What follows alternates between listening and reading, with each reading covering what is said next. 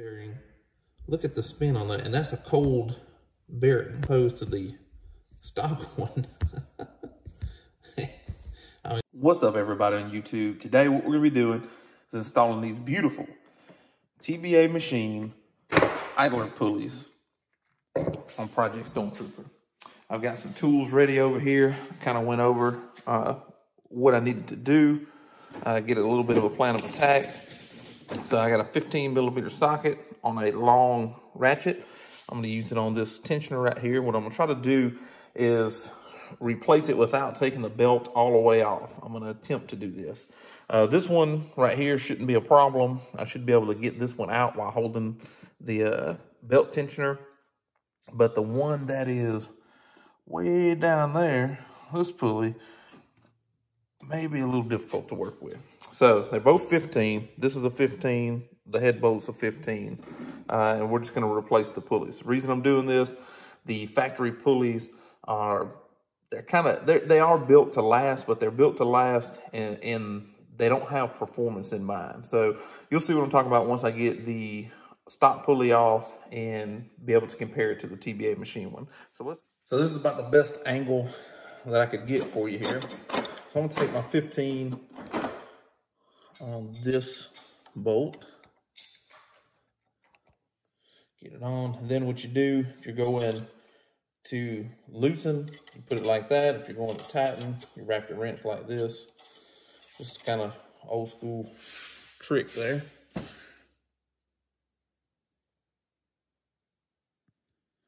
Loosen this bad boy up.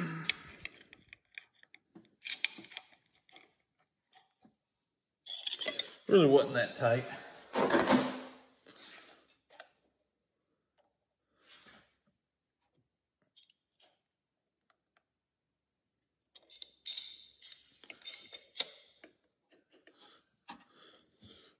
don't know how long this belt is. What I'm gonna do, go ahead and put my ratchet on the tensioner.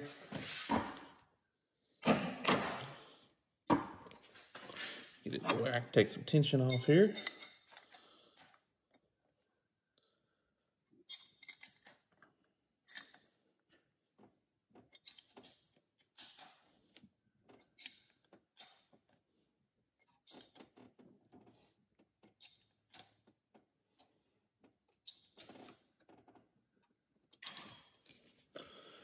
Tell you what, I'm gonna switch these out.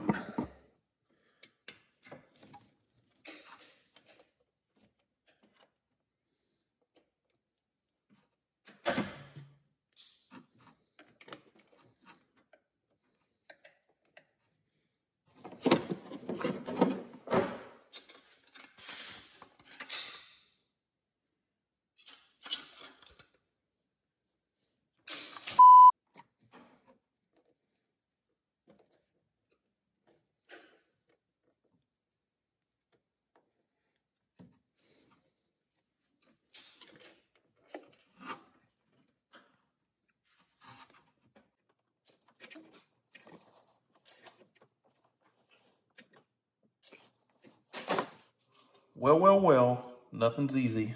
I went ahead and removed this lower belt here, and I've got this kind of just resting on my water neck, relieve the tension so I could slip it off of this pulley right here.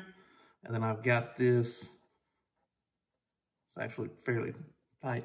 I've got this pulley that I'm trying to remove. I got it loose, and that way I can freely loosen up this doggone bolt right here and get this out. And it'll be a lot easier to get down to that lower pulley as well with the belt out of the way.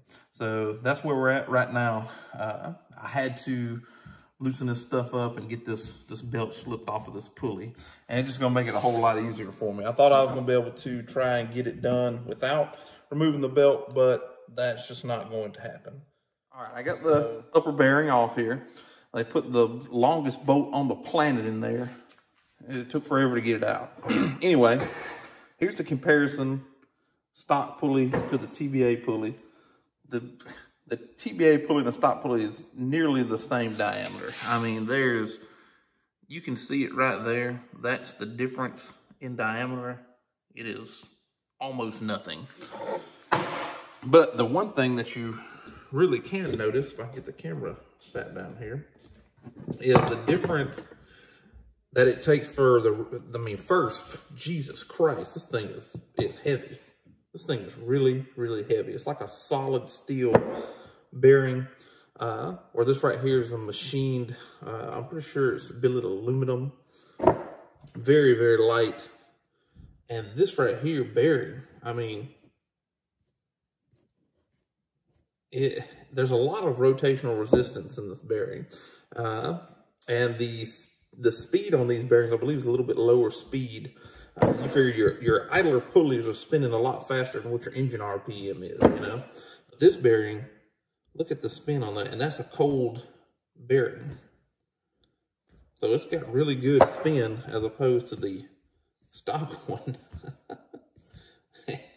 I mean, as soon as you let go of it, it stops. So you're going to pick up a lot less as far as rotational mass with this pulley, and as well as the free spinning nature of this pulley. And these have a lot better bearings.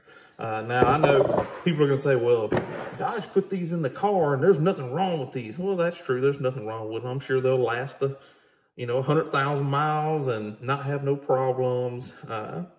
It's a decent pulley. It's just really heavy. There's a lot of mass there that the engine has to spin up to RPM. Where opposed to this bearing right here, this pulley, there's a lot less mass. I mean, this thing weighs, it feels like almost a pound less than this. So anyway, we're going to get along with installing the pulley here. It comes with the spacer. I went with the black spacer and the raw finish pulley.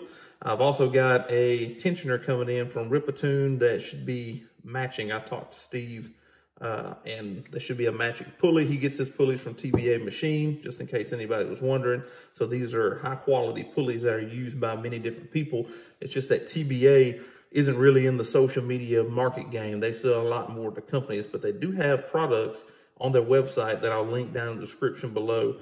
Engine dress up products and other pulleys, diff braces, things like that that you can order if you're interested. So I'm gonna get the lower pulley off and get both of these pulleys installed. Of course, I'm gonna be putting a little bit of blue Loctite on my threads here because I do not want this pulley to come off of the car. You see the stock bolt had some Loctite on it, so I'll be putting Loctite back on. These are a Allen key. I don't have the proper Allen key, but I do have this. They're not, overly tight. This right here fits real snug. Sometimes you just got to work with what you have. So that's what I'm going to do. So let me get this other pulley off and I'll get to installing the pulley. All right, so here's the differences in the pulleys themselves. Stock pulleys, very heavy back here. A lighter TBA Machine pulley, nice smooth bearings in it. So what I'm gonna do, I picked up some blue Loctite here.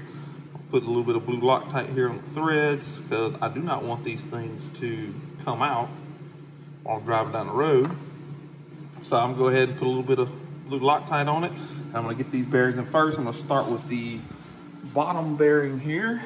Once I get the bottom one on, I'm gonna go for the top. Hopefully they're not as much of a pain in the butt to put on as it was to get off.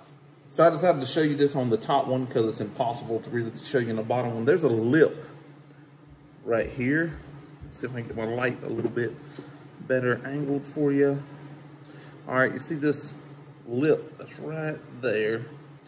That lip, if I can zoom in on it. Yeah, there we go. That lip right there, you want it to go inside the bearing face on this bearing. So right in here. So you got to make sure you have that stuff seated up when you put this bearing on. So it's really hard on the bottom one. I can go ahead and tell you the bottom one's a pain in the butt, but you want to make sure it's in there. And I got my Loctite on my bolt here, and then put my bolt in. I know this not really recording very well here. I'm gonna get my bolt started in.